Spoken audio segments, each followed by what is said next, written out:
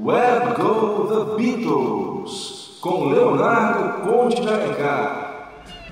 E esse episódio será mais do que especial, porque vamos comemorar os 60 anos, isso mesmo, 60 anos, do primeiro lançamento de John, Paul, George e Ringo, Love Me Do, e de quebra também de seu sucessor, Please Please Me. No quadro Special Guest, um tributo a Jerry Lee Lewis. É isso aí, começando agora pela Route 66, Where Go the Beatles.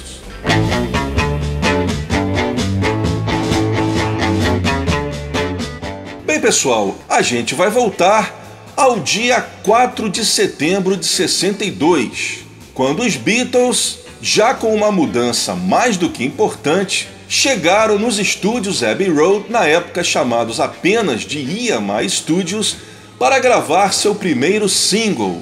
Colocando um parênteses, pessoal, eu não vou falar nessa edição sobre a demissão do Pete Best e a contratação do Ringo Starr. Isso porque, se eu fosse comentar, se eu fosse falar, eu acredito que eu teria que fazer um episódio exclusivo só para esse assunto. Por aqui, vamos focar no mais importante, que é a música.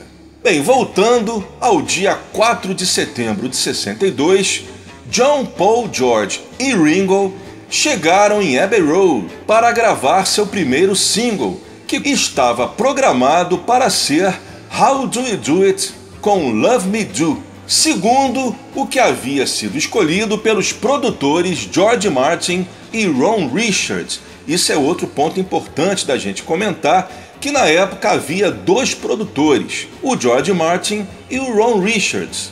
Após a segunda sessão, o Ron Richards deixaria os Beatles somente com o George Martin e viria no ano seguinte a passar a ser produtor dos Hollies, que eram o segundo grupo mais importante da EMI na época, que também eram contratados da Parlophone e gravavam em Abbey Road.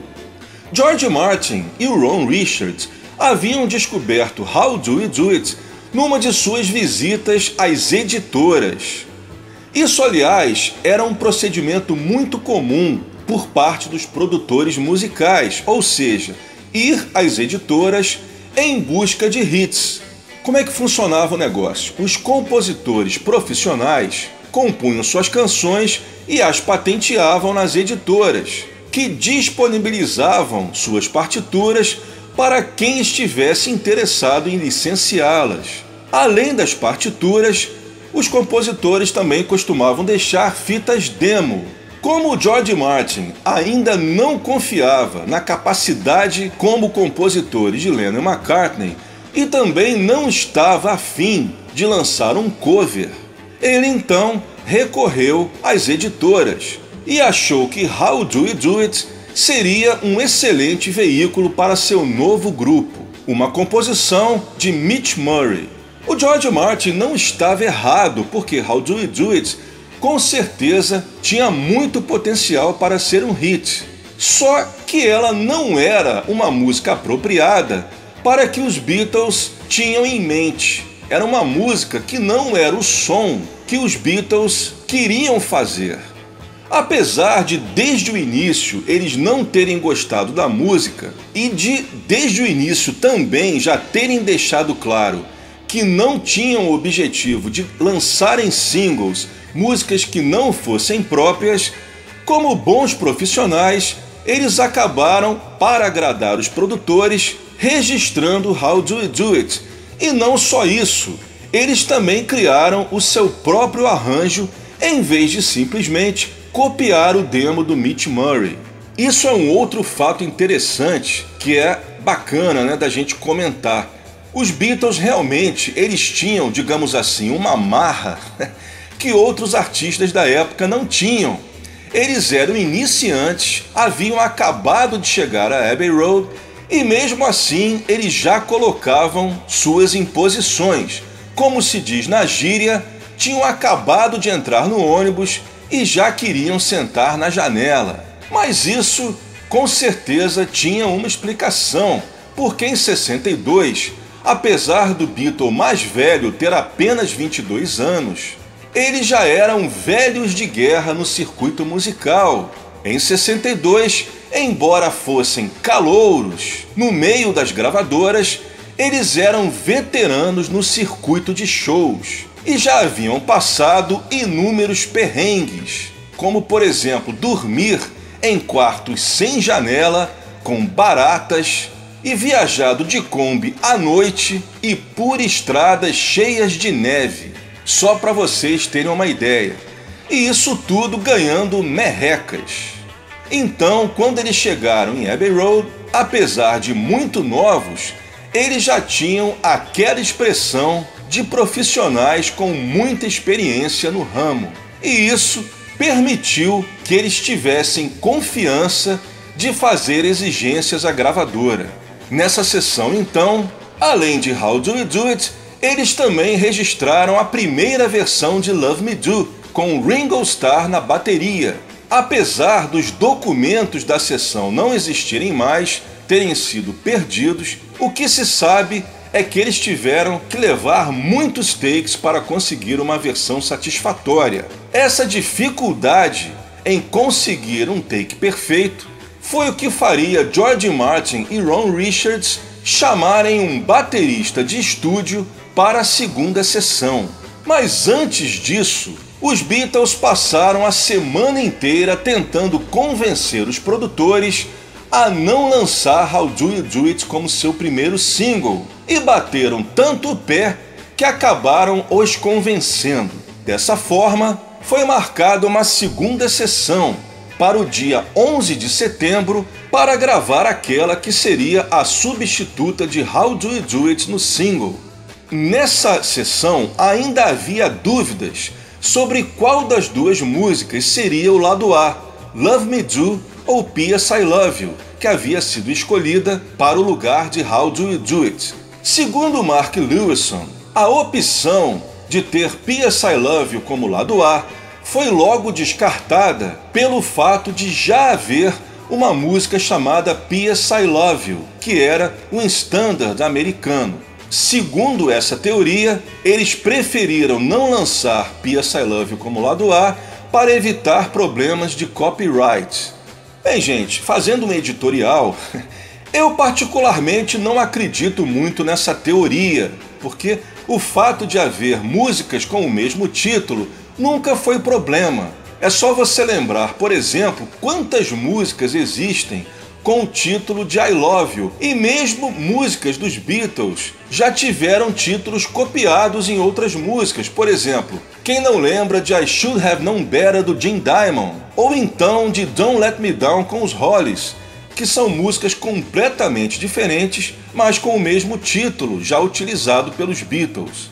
Então, isso nunca foi problema no meio musical. E se isso fosse realmente um problema, eu acho que era só você mudar o título, né? Por exemplo, colocava As I Write This Letter, por exemplo, né? Se esse fosse o problema, mas não era. Então, por causa disso, eu não creio muito nessa teoria. Eu acredito que eles tenham escolhido Love Me Do como lado A, porque a música realmente tinha mais cara de hits do que P.S. I Love You. Isso não quer dizer, obviamente, que a P.S. I Love You não fosse uma música boa. Muito pelo contrário, é apenas que Love Me Do tinha mais potencial para ser um lado A. Tanto é que quando o single Love Me Do foi lançado nos Estados Unidos, a Love Me Do foi em primeiro lugar, mas o lado B, P.S. I Love You, não fez feio, atingiu o top 10. E como eu já adiantei para vocês, o fato dos Beatles terem tido dificuldade para conseguir um take satisfatório de Love Me Do fez com que os produtores chamassem um baterista de estúdio para que não houvesse mais atrasos. O baterista escolhido foi Andy White, que era um velho conhecido dos estúdios. Ele gravava com 90% dos artistas da época, inclusive o conterrâneo Billy Fury. É importante também a gente lembrar que esse procedimento de utilizar um músico de estúdio no lugar de algum membro do grupo não era uma coisa incomum nos anos 60. era uma coisa que foi muito utilizada pelos produtores. Isso porque a gente se esquece, né? Mas o fato é que a gravadora é uma empresa como outra qualquer e vive de lucro. Os funcionários que trabalhavam na gravadora recebiam por hora, desde o entregador de café até o operador de som. Então, quanto mais demorasse a sessão, mais a gravadora teria que pagar aos seus funcionários. Não era eficiente você ter um grupo que demorasse muito a gravar uma música, porque isso significaria maior custo. Por causa disso, é que os produtores eventualmente utilizavam músicos de estúdio no lugar de algum membro que estivesse com dificuldade para registrar a gravação. Posso citar alguns exemplos. O primeiro compacto dos Byrds foi gravado por músicos de estúdio da Wrecking Crew, inclusive o Hal Blaine e o Larry Knechtel. O único integrante dos Byrds a participar da gravação de Mr. Tambourine Man é o Roger McGuinn, com sua guitarra de 12 cordas marcante. Outro exemplo, o primeiro LP dos Kinks não teve a participação do baterista Mick Avory. Quem toca nesse álbum é um baterista de estúdio. Um outro exemplo mais conhecido, a gravação dos Stones de You Can't Always Get What You Want não tem o Charlie Watts na bateria. Quem toca é o próprio produtor, o Jimmy Miller, porque, segundo ele, o Charlie Watts não estava conseguindo acertar. Então o Jimmy Miller foi lá e resolveu a parada. Esses são só alguns exemplos, mas esse procedimento era usado com frequência nos anos 60. Então o George Martin e o Ron Richards não estavam fazendo nada mais do que o trivial quando chamaram o Andy White. Mas isso, é claro, não evitou que o Ringo Starr ficasse extremamente magoado, ainda mais porque ele teve um papel considerado por ele como humilhante de tocador de pandeiro em Love Me Do e tocador de maracas em P.S. I Love You. E assim foi gravado o lado B de Love Me Do, P.S. I Love You, e para aproveitar o tempo, eles fizeram um remake de Love Me Do, aproveitando o baterista Andy White, e o Ringo ficou no pandeiro. E a gente, né, pode até achar, poxa, coitado do Ringo, ficou só no pandeiro, né? Como eu falei, né, ele considerou uma humilhação. Só que Ringo Starr é Ringo Starr. E o fato é que a versão com o pandeiro ficou bem melhor que a primeira versão gravada. E uma das coisas que justamente deu outra cara à música foi, não por coincidência, a presença do pandeiro, que deu bem mais ritmo à música e a tornou bem mais cativante do que a versão original. Moral da história, somente um baterista como Ringo Starr é que poderia transformar um simples pandeiro no grande diferencial de uma música. E ainda deu tempo para uma terceira gravação. Os Beatles gravaram uma versão embrionária daquele que seria o seu segundo single, Please Please Me. Essa versão ficou por muitos e muitos anos perdida, até que um acetato foi achado e foi lançado no projeto Anthology, no Anthology Volume 1. Nessa gravação, o Ringo não toca, temos somente a presença da bateria do Andy White.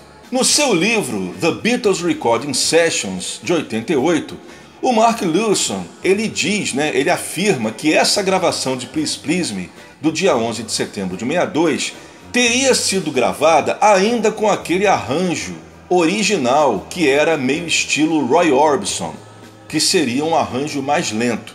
Isso porque, em 88, a gravação ainda não havia ressurgido e o Mark Lewisohn, obviamente, não pôde ouvi-la para constatar. Somente quando ela saiu no Anthology é que a gente constatou que essa versão do dia 11 de setembro já tinha o arranjo final, o que frustrou certamente muitos colecionadores que até hoje ficam curiosos para saber como era Please Please Me no arranjo Roy Orbison.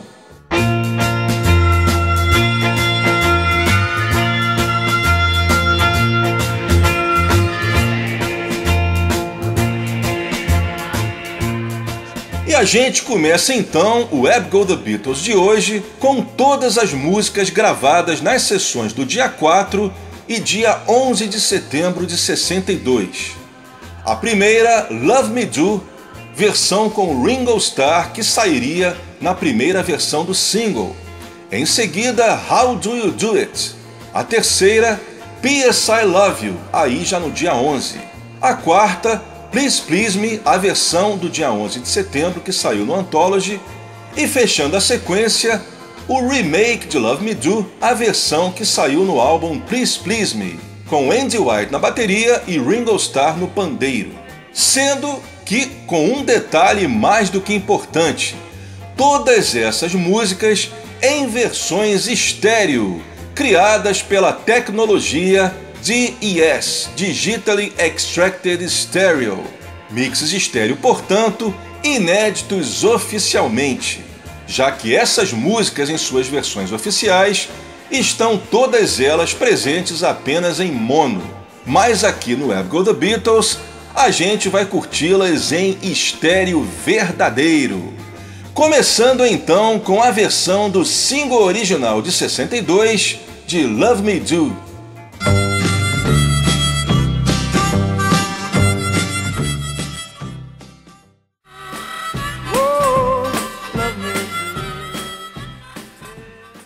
Primeira sequência do Web Go The Beatles, especial 60 anos de Love Me Do.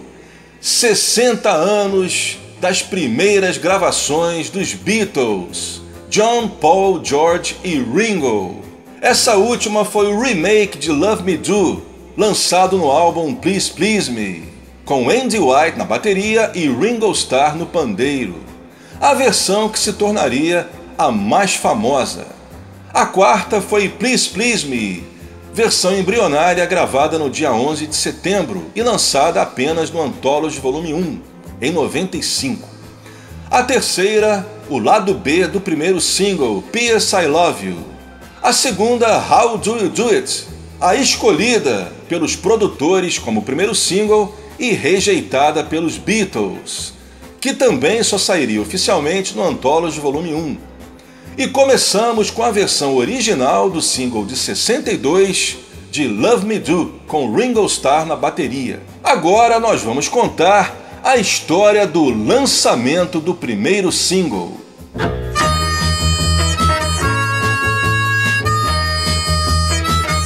Antes de eu começar a narrar a história do lançamento de Love Me Do, eu não posso deixar de comentar um fato bastante curioso. No Anthology, tanto no livro quanto no documentário, o Ringo Starr ele conta uma história diferente a respeito da gravação de Love Me Do e conta uma história errada. Na versão do Ringo, ele não toca na versão do single, segundo ele, o George Martin não o deixou tocar, e depois ele veio a tocar na versão que saiu no álbum.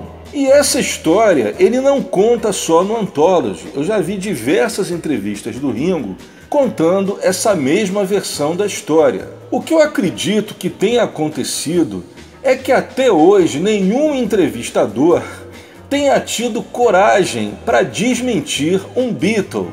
Por isso eu acredito que acabaram deixando assim mesmo. Porque, como vocês sabem, e como eu acabei de narrar, a história aconteceu exatamente ao contrário.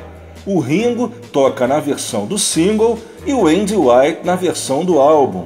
Eu até entendo, os entrevistadores até hoje não tenham falado nada na frente, Realmente é difícil, você entrevistar um Beatle e desmenti-lo ali na frente dele deve ser uma coisa meio constrangedora. Mas eu acho que não seria nada demais se nos bastidores, no making-of lá das entrevistas, o Jools Holland, que foi o principal entrevistador do Anthology, tivesse chegado para o Ringo e dito: olha, Ringo, lamento muito, mas deixa eu só fazer uma correção.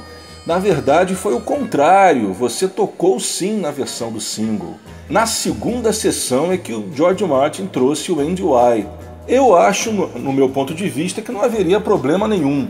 Mas o fato é que eles preferiram deixar assim mesmo. E então no documentário Anthology a história está contada de forma errada. Talvez também eles tenham preferido deixar desse jeito porque o grande propósito do Anthology era contar a história do grupo na visão dos próprios integrantes. E talvez mesmo a produção, sabendo obviamente que as lembranças do Ringo estavam equivocadas, eles provavelmente preferiram deixar assim mesmo, porque afinal, errado ou não, era a visão que o próprio Beatle tinha. Quer dizer, isso imagino eu.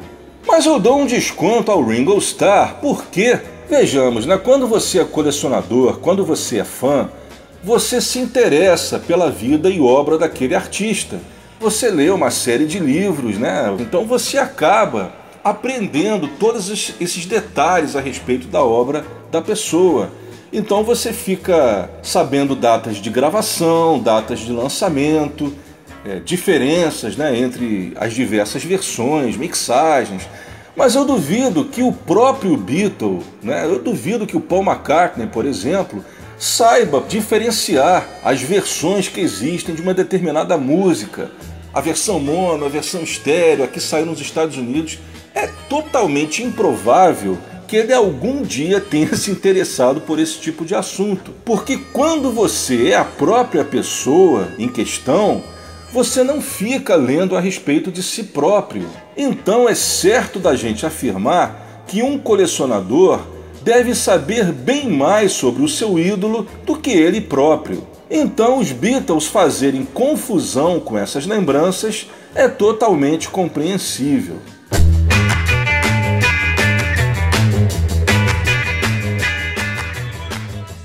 5 de outubro de 1962.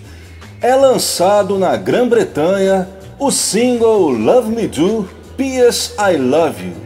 E esse single acabou funcionando como um certificado de aprovação de Ringo Starr como baterista. Isso porque, apesar de terem gravado um remake, a versão escolhida para o single foi a primeira gravação realizada em 4 de setembro de 62, com Ringo Starr na bateria. E a sessão de gravação de 11 de setembro se tornaria a primeira e única vez em que um baterista de estúdio gravou com os Beatles.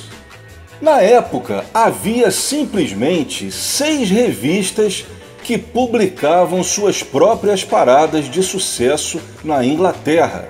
A BBC publicava apenas um top 20 e Love Me Do não entrou entre esses 20. No New Musical Express, Love Me Do atingiu o 27º lugar. Na revista Disc, atingiu o número 24. E aí as coisas já começam a melhorar. Na Melody Maker, teve a Peak Position de número 21. E finalmente, no Record Mirror e no Record Retailer, o single atingiu a sua melhor posição, o número 17. Nada mal para uma banda iniciante. Ao longo dos anos 60, essas paradas foram aos poucos sendo absorvidas pela parada da Record Retailer, que era considerada como a mais apurada. Ou seja, ao longo da década de 60, várias publicações foram deixando de compilar suas próprias listas e passaram a republicar a parada da Record Retailer. Nos anos 70, a Record Retailer já tinha se tornado a única e definitiva parada inglesa, tanto é que logo depois passaria a se chamar Official Charts. Peraí, Leonardo, mas recentemente eu abri um livro das paradas inglesas e vi que Love Me Do tem sua peak position de número 4 e não número 17. Por quê?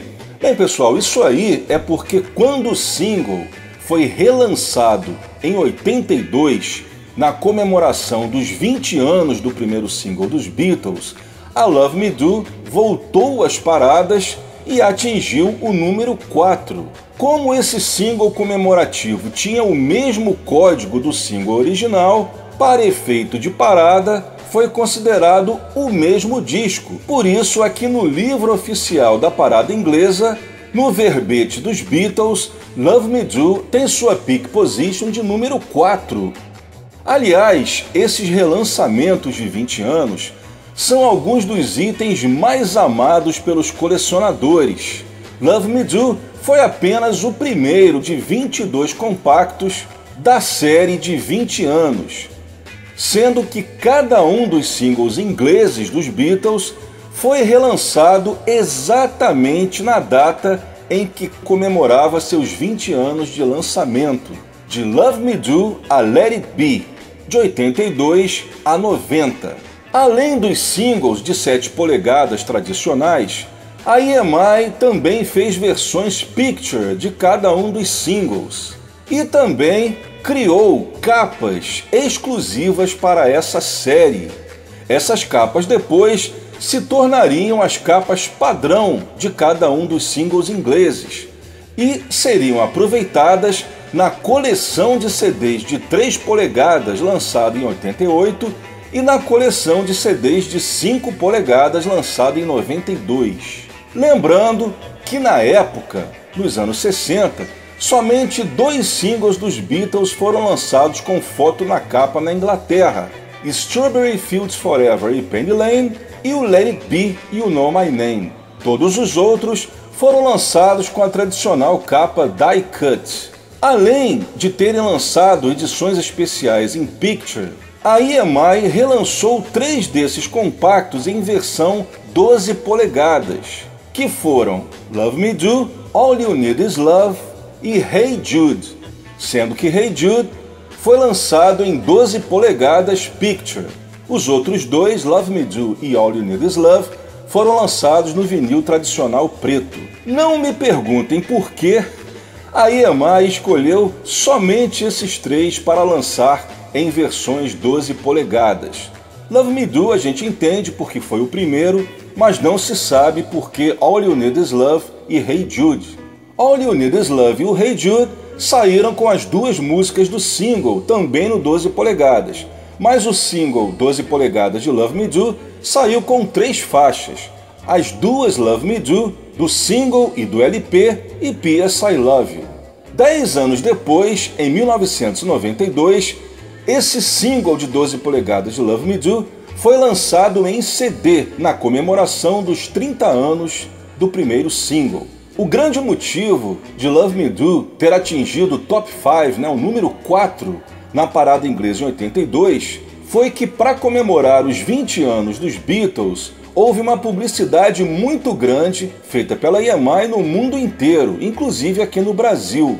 Eles prepararam alguns videoclipes, como o de Love Me Do e Please Please Me, e esses clipes passaram bastante aqui no Brasil naquele fim de 82. Aqui no Brasil, essa campanha It Was 20 Years Ago Today teve inclusive um promocional em 12 polegadas que a EMI preparou para as rádios, não foi lançado comercialmente.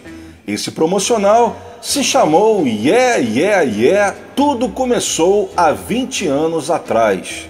Aliás, um tremendo erro de português, né? O correto deveria ter sido Tudo Começou há 20 anos. Esse promocional, no lado A, trazia uma entrevista com a saudosa Lizzy Bravo.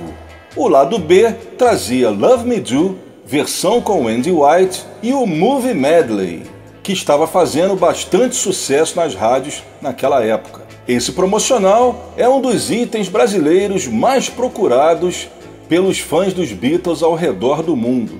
Mas vamos voltar ao lançamento de Love Me Do. Bem pessoal, quando o álbum Please Please Me foi lançado em março de 63, a versão de Love Me Do que entrou no álbum não era a versão do single, era o remake gravado com o Andy White na bateria e o Ringo Starr no pandeiro. A partir do lançamento do Please Please Me, o single foi relançado trocando a versão do Ringo pela versão do Andy White. Nessa época da troca, o single já estava sendo lançado com o selo preto da Parlophone. O selo original de 62 é o vermelho. E a partir de então, essa versão com o Andy White se tornou a versão padrão, digamos assim, e a mais famosa do mundo, tendo inclusive sido o primeiro lugar em vários países, inclusive nos Estados Unidos, quando foi lançado em 64, quase 2 anos depois de sua gravação. Nos Estados Unidos, esse single foi lançado pela gravadora Tolly, que era um selo da Vee-Jay. Pouquíssimos países nos anos 60 lançaram a versão original de Love Me Do, e acredite se quiser, um desses poucos países foi um tal de Brasil, que lançou a versão do Ringo de Love Me Do num compacto duplo, que continha I Wanna Hold Your Hand, This Boy, She Loves You e Love Me Do. É aquele compacto duplo que usa a capa do EP Twist and Shout, em que os Beatles estão pulando, foto que já virou ícone. Outro país que lançou essa versão original foi o Canadá. E por falar no Canadá, foi justamente um single canadense que daria origem a um novo master de Love Me Do com o Ringo, lançado no LP Rarities americano pela Capitol. Explicando melhor, a versão com o Ringo Starr ficou fora de catálogo durante muitos e muitos anos. E até 1980 jamais havia sido lançada nos Estados Unidos, até que enfim ela apareceu no álbum Rarities, que aqui no Brasil a gente conhece mais como Rarities 2, porque a gente também havia lançado aqui o Rarities em inglês. Só que essa versão que saiu no álbum Rarities americano, ela teve que ser tirada de um single. No caso, como eles até relatam nos textos de apresentação do álbum, eles utilizaram um single canadense em excelente estado, apesar de que também, segundo eles, você escuta um estalo aqui e ali. E por que, Leonardo, que eles tiveram que recorrer a um compacto, a um vinil, para fazer esse master do Rarities? Isso porque o master da versão original, do dia 4 de setembro de 62, havia sido perdido pela EMI, e na falta de um master tape, eles tiveram que apelar para um vinil. Esse master, esse novo master criado pela Capitol, também sairia na Inglaterra, na caixa de 8 LPs Beatles Box, que saiu no fim de 1980 e foi vendida somente pelo correio, embora alguns outros países, inclusive o Brasil, a importaram para ser vendida em lojas. Nessa caixa, a EMI inglesa aproveitou para lançar pela primeira vez na Grã-Bretanha algumas das versões que haviam saído no Rarities americano, entre elas a versão de Love Me Do com o Ringo, que estava fora de catálogo na Grã-Bretanha havia 18 anos. Por incrível que pareça, uma super curiosidade é que essa versão de Love Me Do com o Ringo Starr, como eu falei, ficou fora de catálogo durante muitos e muitos anos na maioria dos países, mas aqui no Brasil, acredite se quiser, ela nunca saiu de catálogo. Explicando melhor, como eu falei para vocês, ela saiu aqui no EP em 64. Esse EP ele permaneceu em catálogo até meados dos anos 80, porque pouca gente sabe, mas os EPs dos Beatles e também os singles brasileiros foram produzidos pela EMI Odeon até mais ou menos 1983. E esse compacto duplo com Love Me Do não foi diferente. E além de estar presente nesse EP, que saiu de catálogo mais ou menos em 83, em 80 ela já havia sido relançada aqui no Rarities 2, que ficou também em catálogo até mais ou menos o fim dos anos 80. E em 88 saiu aqui no Brasil já o Past Masters, que também continha essa versão. E o Past Masters é um álbum, ele está em catálogo até hoje por aqui. Então a gente pode dizer com todas as letras que o Brasil talvez seja o único país do mundo em que a versão do Ringo Starr de Love Me Do nunca tenha saído de catálogo em 60 anos. Bem, eu falei em Past Masters, então para terminar a saga de Love Me Do, em 1988 a EMI lança o álbum Past Masters, que fazia parte da coleção Remaster feita pelo George Martin, que saiu em 87. Quando a coleção saiu, muita gente, inclusive eu, ficou na dúvida. E as músicas que saíram somente em single, como é que ficam? A resposta veio um pouco depois. No final de 88, a EMI então lança essa coletânea dupla chamada Past Masters, com todas as músicas dos Beatles que não haviam saído nos LPs, músicas de singles, EPs e de projetos especiais. Só que a versão, o master utilizado de Love Me Do no Past Masters já era um novo master e não aquele que havia saído no Rarities. Esse master foi preparado pelo George Martin, consta que a partir de um compacto em inglês da época, 0 km. E a remasterização realmente foi perfeita, porque se você escutar essa versão do Past Masters com atenção, você realmente não consegue perceber nenhum estalo do vinil.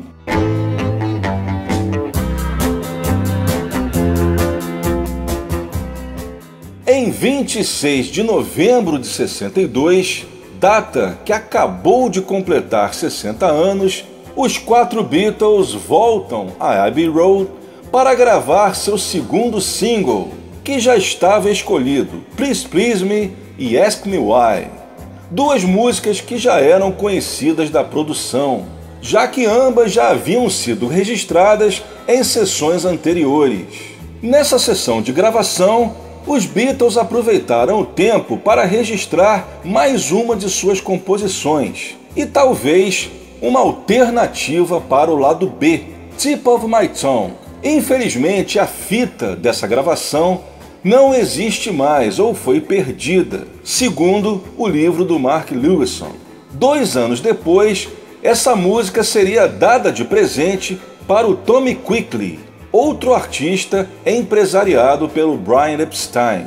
Enfim, o single foi lançado já em 63, no dia 11 de janeiro. Please Please Me chegou ao primeiro lugar em todas as publicações, exceto na Record Retailer, em que ficou no segundo lugar.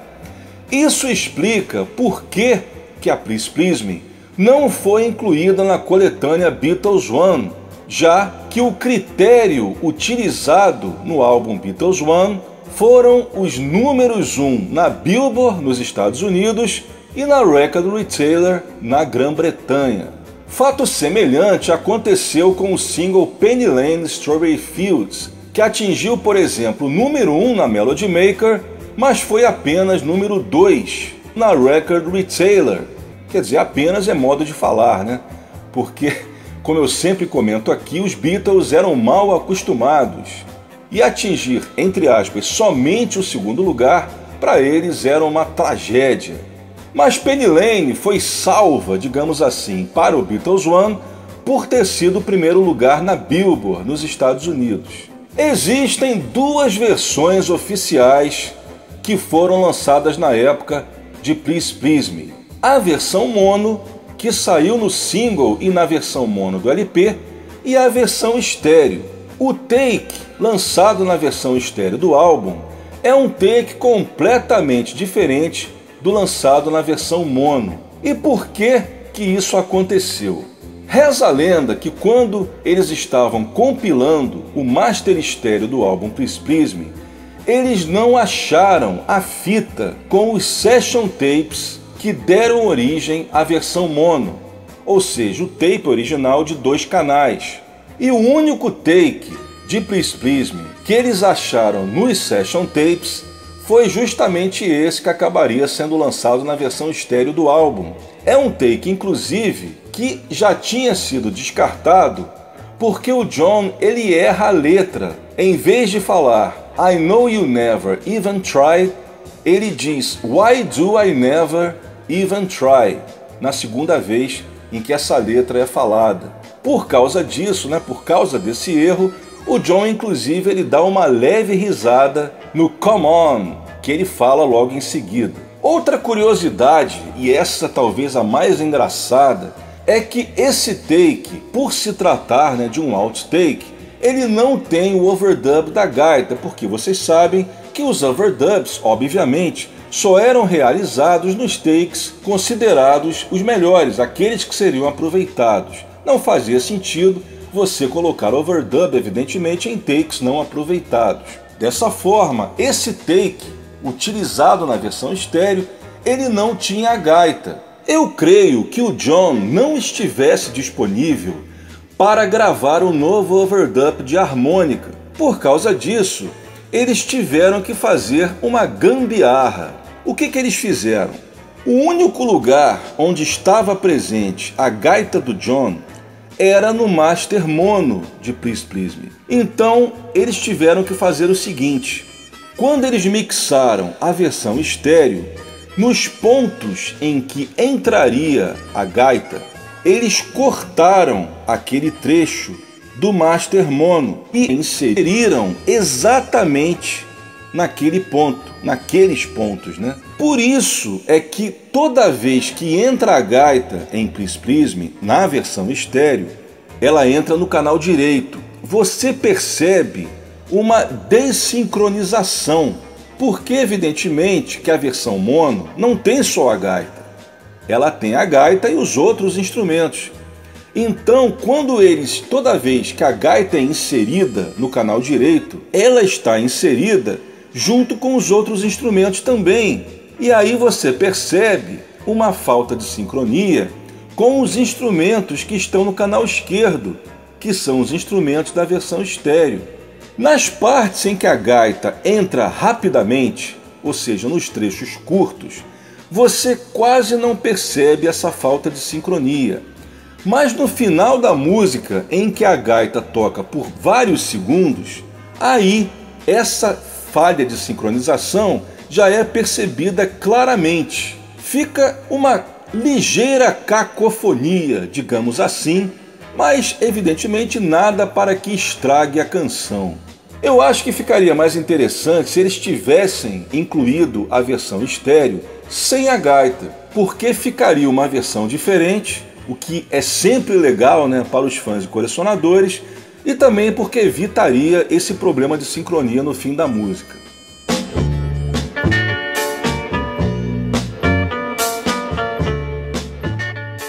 Nessa segunda sequência, vamos ouvir os lados A e B do segundo single, Please Please Me e Ask Me Why. Lembrando, importante a gente lembrar isso, que o mix mono do single de Ask Me Why não é igual ao mix que saiu no álbum Please Please Me. Já comentei isso outras vezes aqui com vocês, inclusive no primeiro Web Go The Beatles, que foi um programa sobre os 50 anos de lançamento do álbum Please Please Me. A versão mono do single de Ask Me Why traz o vocal, como se diz lá fora, dry, ou seja, totalmente sem efeito de eco. Já na versão mono que saiu no álbum, o engenheiro de som já colocou um efeito de reverb, um efeito de eco, semelhante ao que fizeram na versão estéreo. O interessante, o curioso que não dá para entender, é porque nos CDs single, a EMI não incluiu esse mix raro do single original. Eles incluíram o mix mono do LP. Isso faz com que até hoje esse mix do single jamais tenha saído em CD, em versão digital. A terceira da sequência, a versão estéreo, o Outtake, que saiu na versão estéreo do álbum Please Please Me. E para terminar a sequência, a versão de Love Me Do, que saiu no álbum Live at the BBC Volume 1 de 1994, uma versão gravada no programa Pop Go The Beatles no dia 10 de julho e transmitida no dia 23 de julho de 63. Inclusive, quando essa música foi lançada no Live at the BBC Volume 1, ela era inédita, inclusive em bootleg. E agora, o detalhe mais legal de todos. Eu vou tocar Please Please Me e Ask Me Why, versões do single em estéreo, graças à tecnologia do DES, Digitally Extracted Stereo, também conhecido como DMix. Please Please Me, o take do single, diferente do take lançado na versão estéreo, e Ask Me Why, também do single, sem efeito de eco. Vamos lá, começando então com Please Please Me.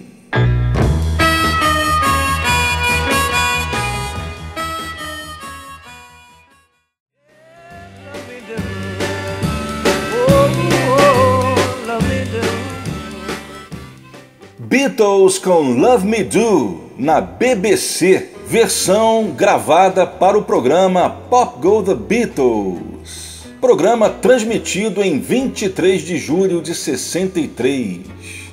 Antes disso, Please Please Me é a versão do álbum, que é um take diferente do que saiu na versão mono.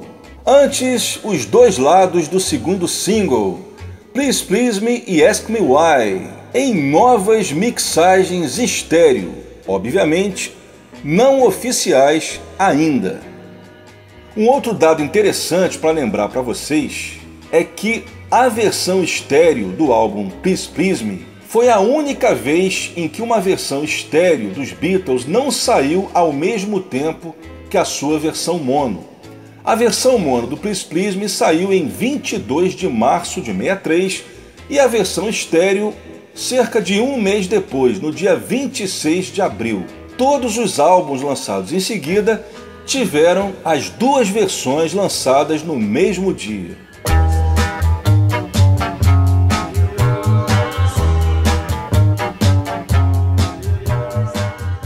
E agora a pergunta que não quer calar.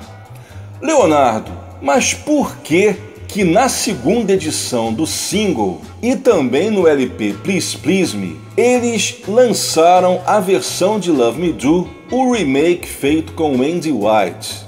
Bem, pessoal, existem duas versões para esse fato. Uma do Bruce Spicer e a outra do Mark Lewisohn.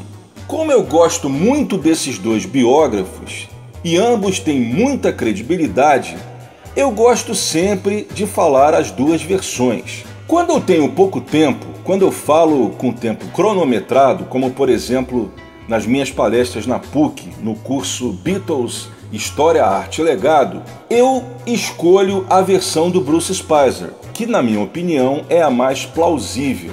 Mas quando eu tenho mais tempo, como por exemplo aqui no Pop Go The Beatles, aí eu faço questão de narrar as duas, porque aí os ouvintes escolhem qual das duas acham que faz mais sentido. Bem, vou falar primeiro a versão do Mark Lewisohn. O Mark Lewisohn diz que quando ele entrevistou tanto o George Martin quanto o Ron Richards, isso é importante a gente lembrar, no início, quando os Beatles gravaram o primeiro single, havia dois produtores, o George Martin e o Ron Richards.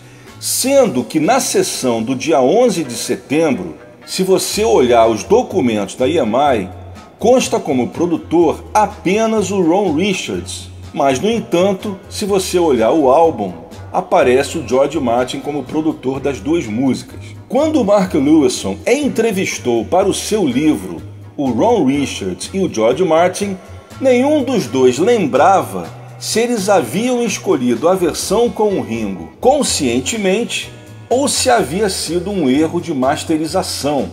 Porque, como havia sido feito um remake, você deduz que você só faz um remake quando você não está satisfeito com a gravação original. Por isso que veio essa dúvida na cabeça dos dois produtores. 26 anos depois, já que a entrevista foi feita em 88, eles não se lembravam. O fato é que, realmente, a partir da segunda prensagem do single e também no álbum Please Please Me, houve uma decisão de deletar a versão com Ringo Starr e colocar em seu lugar a versão do remake, ou seja, filosofando. Se foi um erro, eles estariam consertando o erro. Eles teriam escolhido realmente a versão do remake.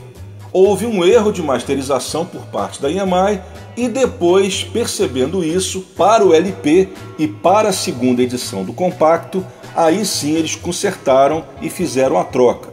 Isso considerando a hipótese do erro. Considerando a hipótese de escolha consciente, a troca das versões teria sido apenas por terem repensado a sua escolha. e decidido que a versão do remake, de fato, pensando bem, era melhor que a versão original. Qualquer que tenha sido o motivo que os levaram à troca, segundo essa versão do Mark Lewisohn, os produtores teriam decidido destruir o master tape da versão do dia 4 de setembro para evitar que ela fosse usada novamente. Eu, particularmente, não acredito muito nessa teoria. Isso porque é uma questão de dedução. Se você precisasse destruir um master para ter certeza que ele não seria utilizado, você teria que fazer isso com todos os takes alternativos. Então eu não acredito que você precise destruir uma fita para ter certeza que ninguém mais vai a usar. Bastava apenas escrever, no seu label lá, não use. Então eu, particularmente, apesar de eu não estar lá, eu não creio muito nessa hipótese. Bem, essa foi a versão da história contada pelo Mark Lewisohn. Agora vamos à versão do Bruce Spicer, que, como eu já falei para vocês, eu acho a que mais faz sentido. Vamos lá. O Bruce Spicer, ele já é categórico. Ele diz que a versão com o Ringo Starr foi escolhida de forma consciente como a melhor das duas, e por isso foi a lançada no single original. E ele também conta que na hora de compilar o álbum Please Please Me, o George Martin e o engenheiro de som, o Norman Smith, não teriam localizado o master do single, e na falta desse master tiveram que utilizar o único master que estava disponível, que era o master feito na sessão do dia 11.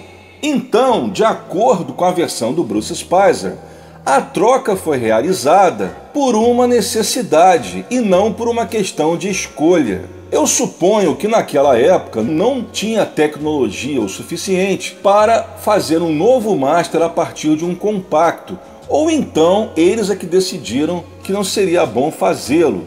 Ou seja, na versão do Bruce Spicer, o master tape original não foi destruído, mas apenas perdido pela EMI. E quem sabe um dia ele ainda aparece, embora eu acredito que não haja mais necessidade, já que o novo master criado a partir do single original também tem um som excelente. Eu acredito que o Fiel da Balança será o segundo livro da trilogia do Mark Lewisohn. Quando ele lançou o super livro, a Bíblia Tune In, em 2012, ele prometeu que a biografia seria uma trilogia que terminaria até 2020. A gente já está em 2022 e até agora o único volume que saiu foi o primeiro, o Tune In. E o Tune In, ele vai até dezembro de 62, portanto, ele não foca no lançamento do álbum. Por isso que ele não explica o porquê da troca das versões. Eu torço para que nesses 10 anos ele tenha conseguido colher informações, detalhes que expliquem por A mais B o real motivo dessa troca. Vamos aguardar por esse volume 2. Uma outra curiosidade acerca de Love Me Do é o fato de tanto as duas músicas do primeiro single quanto as duas músicas do segundo terem entrado no álbum. Isso, depois do Please Please Me, seria uma coisa que os Beatles raramente iriam fazer, porque eles não gostavam de repetir singles em álbuns e o contrário, de extrair músicas de álbuns para singles. Mas a gente supõe que eles tenham feito isso com os dois primeiros singles para impulsionar as vendas do primeiro álbum. No segundo álbum, como os Beatles já eram a grande sensação da Grã-Bretanha, eu creio que a EMI, os produtores, não acharam necessidade em incluir um single para puxar o If the Beatles. Por causa disso, o If the Beatles saiu sem nenhum single, apesar de She Loves You ter saído apenas 3 meses antes do álbum. E essa tendência de não incluir singles em álbuns seria um critério que os Beatles iriam utilizar até o fim de sua carreira, coisa que não aconteceu nos outros países. O álbum If the Beatles, por não trazer nenhum single, talvez tenha sido o álbum mais mexido nos outros países, justamente para incluir os singles She Loves You e I Wanna Hold Your Hand, como aconteceu, por exemplo, aqui no Brasil em 64.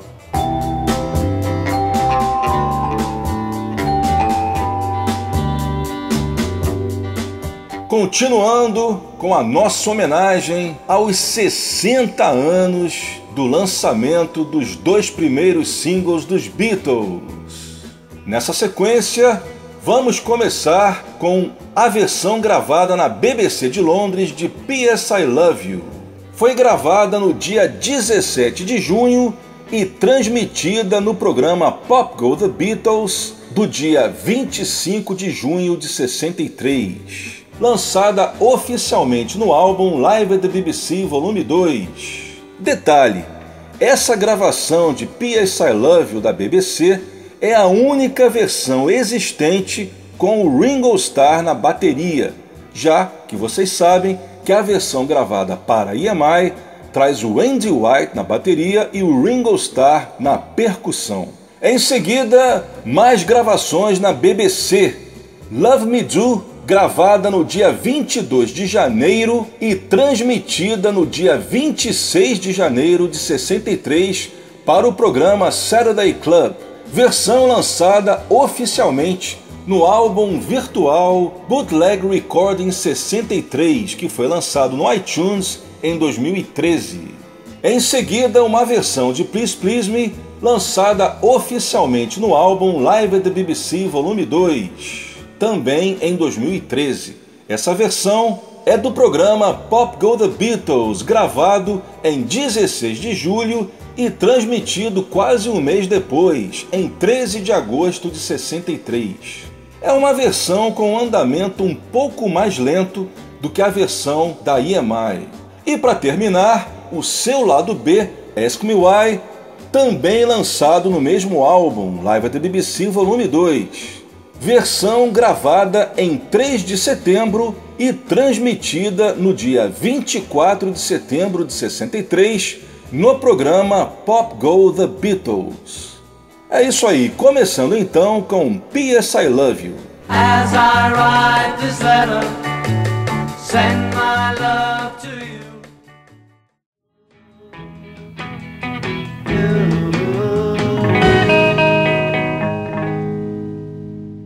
Ouvimos Ask Me Why, lançada no álbum Live at the BBC Volume 2, assim como a anterior, Please Please Me. A segunda, Love Me Do, lançada oficialmente no álbum virtual Bootleg Recording 63, também em 2013. E começamos com a única versão existente de P.S. I Love You com Ringo Starr na bateria.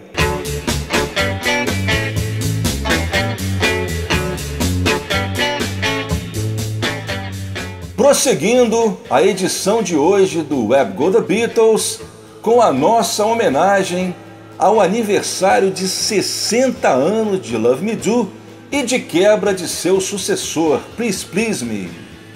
Nessa sequência, mais 4 versões gravadas para a BBC de Londres e lançadas oficialmente.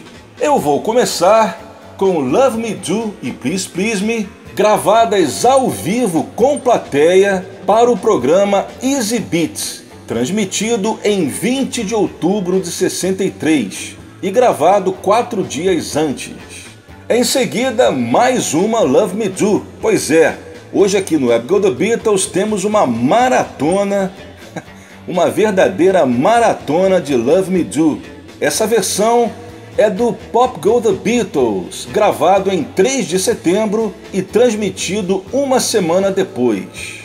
Essa versão tem um arranjo um pouco mais acelerado que as versões gravadas pela EMI. E para terminar a sequência, mais uma versão ao vivo com plateia, Please Please Me, gravada para o programa Here We Go. A gravação foi no dia 6 de março e a transmissão do programa em 12 de março de 63.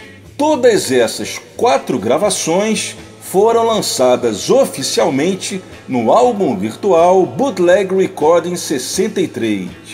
Começando com Love Me Do e Please Please Me ao vivo com plateia. E detalhe, essa versão de Love Me Do é um raro exemplo de uma versão dessa música que não tem fade out. Prestem atenção.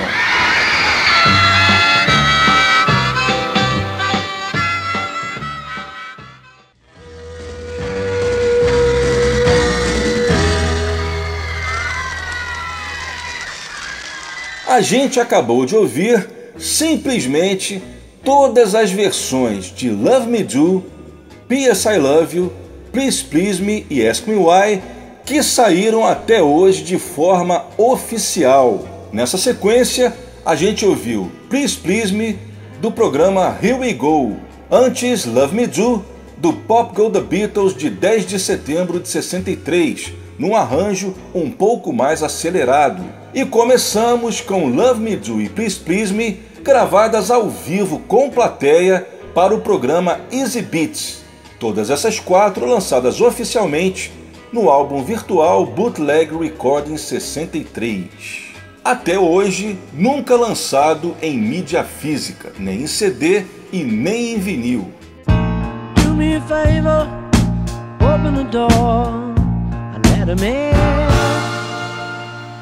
E no último 28 de outubro, a música perdeu aquele que até então era o único sobrevivente da primeira geração do rock and roll americano, The Killer, Jerry Lee Lewis. Sem dúvida, uma das maiores influências no som dos Beatles. Lembrando, que o John disse certa vez, sempre muito duro nas suas autocríticas, com uma humildade extremamente exagerada, ele disse: "Nós nunca fizemos nada melhor que Whole Lotta Shakin' Going On de Jerry Lee Lewis." Pois é, um dado curioso é que em 2006 o Jerry lançou um CD de duetos, inclusive com um dueto com o nosso Ringo Starr em Sweet Little Sixteen, e esse CD se chamava The Last Man Standing, O Sobrevivente. Um título mais do que premonitório, porque ele de fato só se tornaria o The Last Man Standing 14 anos depois, em 2020, quando o Little Richard partiu para o andar de cima, tornando o Jerry Lee Lewis, enfim, o The Last Man Standing. E a ironia do destino fica ainda maior quando a gente constata que de todos os roqueiros da primeira geração, o Jerry Lee Lewis, sem dúvida, foi aquele que teve a vida mais desregrada, tanto do ponto de vista comportamental quanto no que se refere à saúde. São aquelas coisas da vida que a gente não sabe explicar. Mas voltando aos anos 50, o Jerry Lee Lewis foi a grande aposta da Sun Records quando a gravadora perdeu o Elvis para a RCA. E no início deu muito certo, porque o Jerry conseguiu emplacar vários hits no Hot 100 da Billboard, coisa que o Elvis não tinha conseguido. O Elvis, quando ele era da Sun Records, ele até conseguiu alguns hits regionais e também em paradas específicas, como por exemplo a parada de Country Music, mas não conseguiu nenhum hit no Hot 100 da Billboard, a parada nacional. O Jerry Lee Lewis ficou na Sun Records durante 6 anos, de 56 a 62, sendo que desde 59 ele já não fazia o mesmo sucesso do seu início de carreira. Isso porque ele havia se casado com a prima de 13 anos quando ele tinha 21. E para um público mega, super, hiper conservador, isso diminuiu a sua popularidade consideravelmente. E juntando-se a isso, no início dos anos 60, os roqueiros da primeira geração do rock and roll já estavam entrando em certa decadência. Alguns deles perceberam isso e mudaram de estilo, como por exemplo o Roy Orbison e o Johnny Burnett, que abandonaram o rockabilly e passaram a ser cantores românticos. O Little Richard, no final dos anos 50, abandonara o rock e passara a se dedicar ao gospel. Logo após, em 62, ele voltaria ao rock and roll, só que já não tinha nem mais 1/10 da popularidade que ele tinha em 56, por exemplo. E não demorou muito para que a maioria dos artistas de rock and roll caíssem no velho e bom circuito de revival. O Jerry Lee Lewis, percebendo também esse momento, ele também resolveu mudar de estilo. Saiu da Sun, assinou com a Smash Records e passou a se dedicar ao country. E foi uma jogada que acabou dando muito certo, porque nos anos 60 e 70 ele gravou inúmeros álbuns no estilo e foi super bem aceito pelo público consumidor de country. O mais interessante é que, apesar de ter se transformado num artista country, os seus shows ainda eram shows de rock and roll. Tanto é que em 64 ele lançou um álbum ao vivo com o título Super Humilde de The Greatest Show on Earth, o maior show da Terra, somente com seus clássicos do rock and roll. E isso foi o que ele fez até o fim de sua carreira, inclusive em shows aqui no Brasil, que ele obviamente não podia deixar de tocar Great Balls of Fire e Whole Lotta Shakin' Going On. E são justamente alguns desses clássicos do rock and roll que eu vou trazer nesse tributo aqui no Web Go The Beatles. Vamos começar com aquele que é não só o maior hit do Jerry Lee Lewis, como também um dos grandes clássicos da era de ouro do rock and roll, Great Balls of Fire. Great Balls of Fire foi o terceiro single do Jerry Lee Lewis, lançado em 1957. Atingiu o segundo lugar da Billboard nos Estados Unidos e o primeiro lugar da parada inglesa. Em seguida, Whole Lotta Shakin' Going On, seu segundo single pela Sun Records, também de 57, tendo atingido o número 3 na parada americana e o número 8 na parada inglesa. Essas duas primeiras eu vou tocar em raros mixes estéreo lançados recentemente pela Eric Records. A terceira, High School Confidential, que foi seu quinto single, já de 58. Esse single atingiu o top 30 da Billboard, tendo sua peak position o número 21. Na Grã-Bretanha, essa música fez um pouco mais de sucesso, atingindo o número 12. Das 4 músicas que a gente vai ouvir, essa é a única que é composição própria. E para terminar, o lado B de Whole Lotta Shakin' Going On, It'll Be Me. Essa última existe inclusive uma gravação do John Lennon, feita no ensaio para o One to One Concert de 72. É isso aí, e a gente começa o tributo a Jerry Lee Lewis com Great Balls of Fire, em estéreo. You shake my nerves and you rattle my brain. Too much love drives a man insane. For you.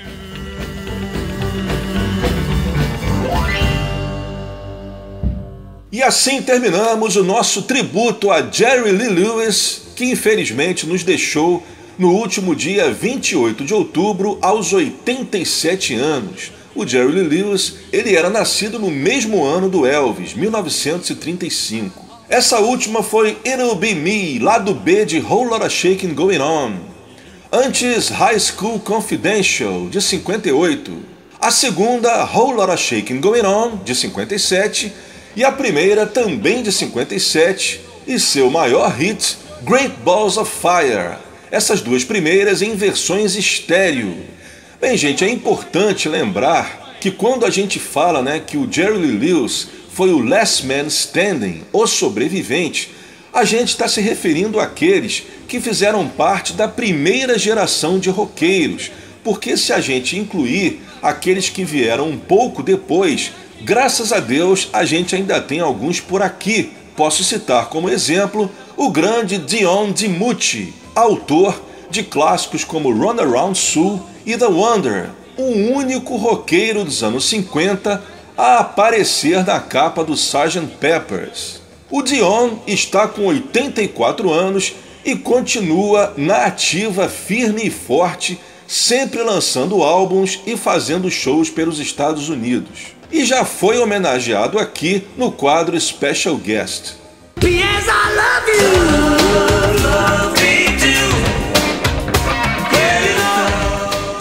E eu vou terminar esse tributo com versões dessas músicas gravadas por Paul McCartney e Ringo Starr, todas elas ao vivo, começando com Love Me Do com Ringo Starr, gravada ao vivo no programa VH1 Storytellers, lançado em CD também no ano de 98. Eu particularmente gosto mais dessa versão ao vivo do que aquela lançada no mesmo ano, a versão de estúdio do álbum Vertical Man.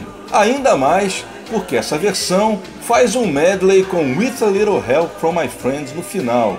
Em seguida, Paul McCartney com P.S. Love Me Do, o mashup criado pelo Paul e que foi gravado originalmente em estúdio nas sessões do álbum Flowers in the Dirt. Mas eu vou tocar a versão ao vivo gravada aqui no Rio de Janeiro, no dia 21 de abril de 90, e lançado oficialmente no CD single Birthday, em outubro de 90. Um detalhe curioso que ninguém entendeu é o porquê a versão de estúdio de P.S. Love Me Do, que é o nome que ele deu para o mashup das duas músicas, por que essa gravação de estúdio não apareceu na caixa, no Archive Collection do Flowers in the Dirt. Realmente, mais uma bola fora da produção dessa série. Não foi a primeira e certamente não será a última. Até hoje, essa rara versão de estúdio só foi incluída na versão dupla do Flowers in the Dirt que saiu no Japão no ano de 90. Nunca mais foi relançada, nem no Japão e nem no resto do mundo. A terceira da sequência, a versão de Please Please Me com Paul McCartney, que saiu no DVD Space Between US de 2006. Infelizmente, o DVD não especifica de onde foi tirada cada faixa. A gente sabe apenas que foram gravadas durante a turnê de novembro-dezembro de 2005. E para terminar, Love Me Do, Paul McCartney ao vivo no Austin City Limits Festival, em 5/10 de 2018, exatamente 56 anos depois do lançamento de Love Me Do. Essa versão é inédita oficialmente, tanto em CD quanto em vídeo. E a gente começa então com Ringo Starr e Love Me Do ao vivo no VH1 Storytellers. O detalhe é que vocês vão perceber que antes da música começar, o Ringo ele conta um pouco da história da gravação de Love Me Do. Aliás, esse era o objetivo do programa, o Storytellers. O artista, antes de começar cada uma das músicas do show, ele contava um pouco da história da canção. Só que o Ringo, como vocês vão ver, ele conta a história errada. Ele conta aquela história invertida que eu comentei com vocês no início do episódio. Mas é aquilo que eu disse, Quem é que tem coragem de desmentir um Beatle? It's the very first record that I didn't drum on. Because it's called Love Me Do.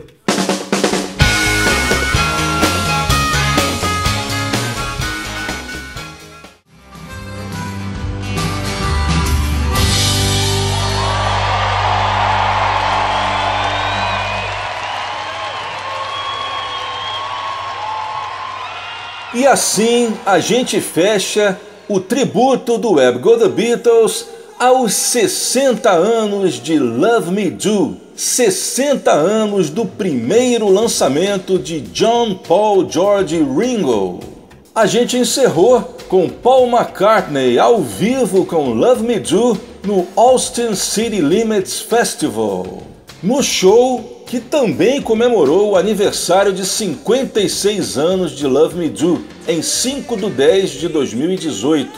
Antes, Please Please Me, com Paul McCartney, ao vivo nos Estados Unidos durante a turnê de novembro e dezembro de 2005, lançada oficialmente no DVD Space Between US, em 2006. Essa versão só foi lançada até hoje em vídeo, em DVD e Blu-ray, mas nunca saiu nem em CD e nem em LP. A segunda, Paul McCartney e o mashup de Love Me Do e P.S. I Love You, que ele deu o nome de P.S. Love Me Do, versão gravada ao vivo no Rio de Janeiro, em 21 de abril de 90. E começamos com Ringo Starr e uma versão ao vivo de Love Me Do no programa VH1 Storytellers. Aliás, até hoje, esse show não foi relançado em DVD. Ele só saiu em CD e em vídeo apenas em VHS. Pois é, já faz 24 anos que ele foi lançado em VHS e é incrível, né, a gente lembrar que até hoje não saiu em DVD e em Blu-ray. É o mesmo arranjo da versão de estúdio do álbum Vertical Man, só que fazendo um medley com With a Little Help from My Friends. 1, 2, 3, 4.